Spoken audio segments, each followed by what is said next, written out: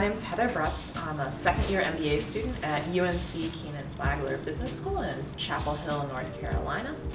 I'm originally from Cleveland, Ohio, though I lived in Washington, D.C. for many years, and I am the Vice President of Communications within the Pride Club at our school.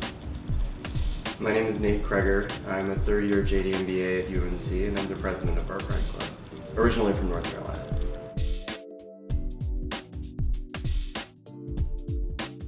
One initiative that I'm trying to do this year is to make sure that we have more frequent safe zone trainings, specifically in the business school. So the university as a whole has tons of safe zone trainings all the time, and I'm working within the business school to organize them actually in the business school at times that are most convenient for the faculty and students there.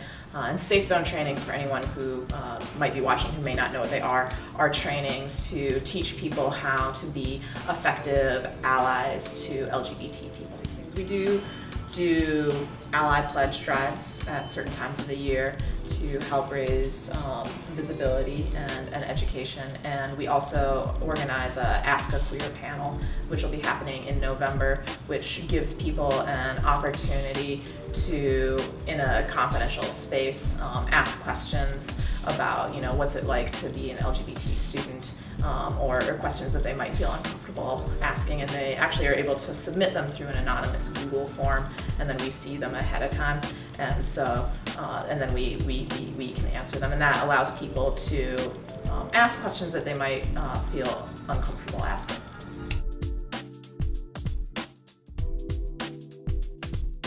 We do know that there are, so not all of the LGBT students in the business school are out of the closet, and we definitely know that.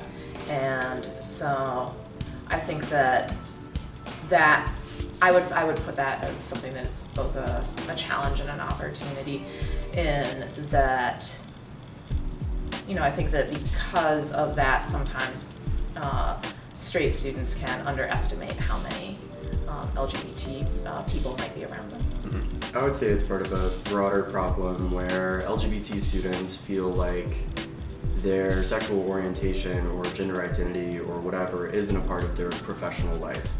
And so they have the desire to keep those things separate and don't necessarily realize the incredible amount of effort that goes into leading these sort of dual existences while they're in business school and then while they're in the professional world later. So trying to educate people about that and how you can do it in a professional context is really important to us. People, I think, feel that their sexual orientation is a private matter that's irrelevant to the rest of the school. And sometimes they aren't aware of the opportunities in the network that exist for LGBT people. So they view it more as a thing that they should keep to themselves and not as an opportunity to meet people.